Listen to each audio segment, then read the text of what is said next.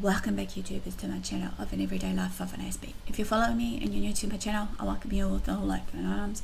I'm Aspie. I'm all about creating mental health and awareness versus sharing my life story with asbestos syndrome and everything else that comes in the territory of my condition.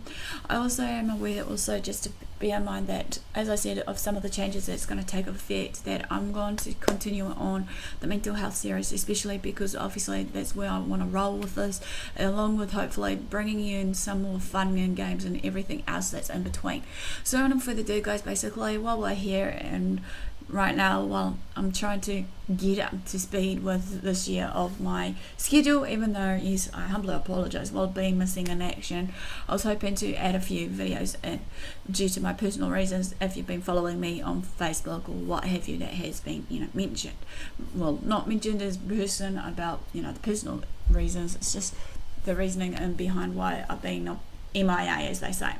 So enough further ado, guys, basically this one's all about my mental health series. Obviously I can't stress it enough that some of it is quite common than you think, basically, of what I'm about to share, of some of these mental health conditions or disorders, so on and so forth. So like I said, like any other video, that basically if you see any signs or symptoms that ringing alarm bells to you when you're seeing it through yourself or through your loved ones, seek professional help and seek an opinion.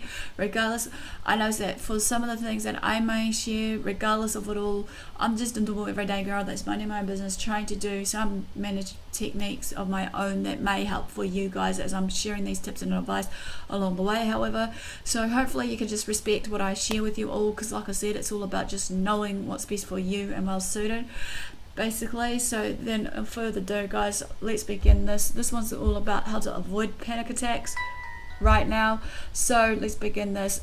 As you know, basically a panic attack is a psychological and physiological kind of occurrence that will occur in an individual that will suddenly and least likely to experience some or all of the following symptoms that I have mentioned so many times before. But we need to be aware of these, however, as I said, and these are as follows. Your number 1, your rapidly increased heart rate. Number 2, your pain in your chest. Number 3, sweating. Number 4, nausea. Number 5, dizziness. Number 6, colds, chills and hot flushes. Number 7, your numbness. Number 8, difficulty catching breath. You ended up heavy breathing, you're breathless. Number 9 is your feeling that you're choking. Number 10 is your shakiness. Number 11 is your dissociation or fear of death. However, in order to prevent any future attacks, you may be able to get, or benefit from getting the outside assistance from a medical expert or some support group network that is around your local area. Basically, I might be able to link some here of where I am in, New Zealand or what have you, or other ways of doing it is altering your thinking habits or patterns about these panic attacks that occurs on the daily, if it does, or the amount of frequencies it does. Using some form of anxiety reducing techniques and methods, also just to focus on your well-being and health, physical health. As I said before, basically, I'm no medical expert, just to put it out there as a disclaimer. I'm just normal Joe blogs, and if you see any of this, as a gentle reminder, seek professional help, basically, to see what you can do that may work for you if these techniques and methods, well, along with the tips and advice that I'm sharing with you all today, that won't help. So as I said before, or as I should say before I continue, also there are 4 methods to consider trying and do, along with some tips and tricks along the way to help you avoid panic attacks in the now and in the near future. And hopefully, basically, even if they don't work or may work, whatever way around, it's all about being consistent and being able to do it as often as you can be to get the desired result and outcome for yourself. So these 4 methods in this part of my video will be broken down to, obviously, are as follows. Number 1 of the method is getting help with your panic attacks. Number 2, changing your thinking patterns and habits of these panic attacks. Number 4, using coping tools and methods that will help you to reduce these chances of a panic attack now and in the future. And last but not least, method number 4, focusing on your health and well-being. So let's begin this before I run out of time. So this one's method number 1, obviously getting help with the panic attacks. As we know, basically, that once in a while that we all need help and assistance, no matter what it is in life. in regards to our personal situation, or our personal life experiences, or whatever it may be. So therefore, we need to know the warning signs and symptoms before it's too late, as I always clearly have stressed it so many times before, as well as being able to get the right help at the same time, at the right time, I should say, humbles. So bear with me. Here are some tips and tricks along the way. So for method number one, contact your doctor or anyone that specializes in this kind of area to help you treat these. As we all know, that sometimes panic attacks are not something we can simply treat on our own. Sometimes it's like, we need to know what's the causes, the triggers, and all these other factors around what's causing these panic attacks.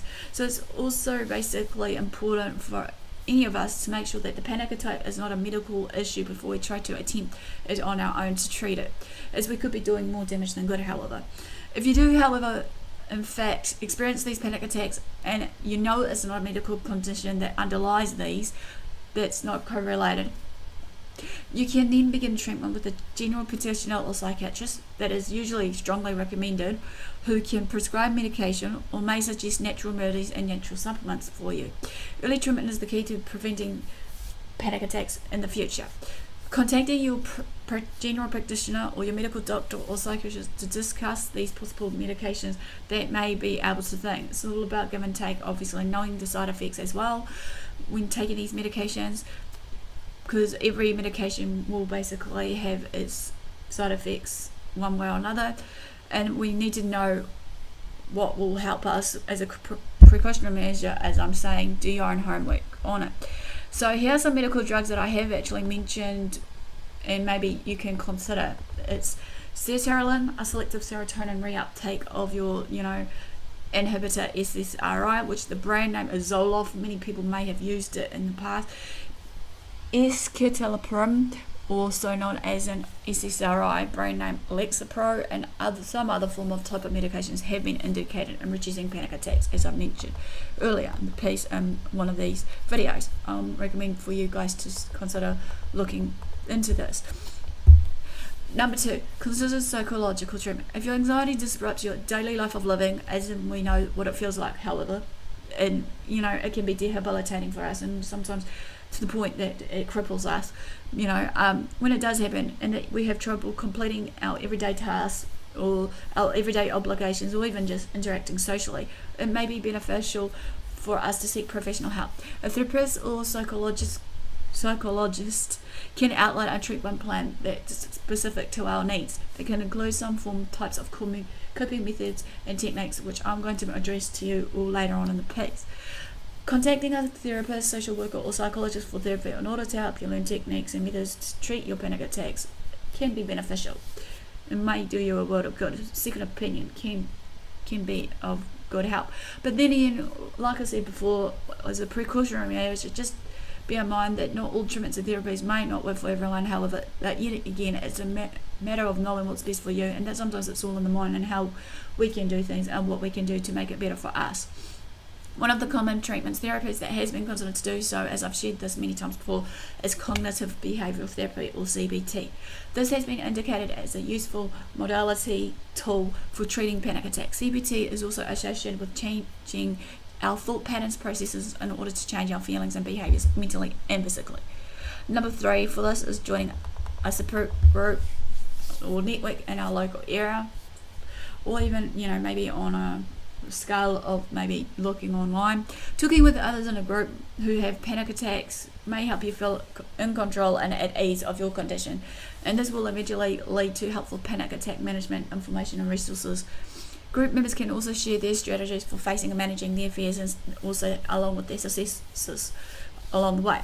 Professionals that has this expertise in dealing with panic attacks may also be available to speak to you in the group meetings. However, there are now more than ever before internet-based treatments for panic attacks and many other conditions that I have shared in the past that have been shown to be effective and has helped people to overcome anything. Yet again, as I said, all in the mind and up to us if we want to get the help and change our way of thinking and help with how we act and react to these. Number 4, last but not least, look for support from your friends and or family.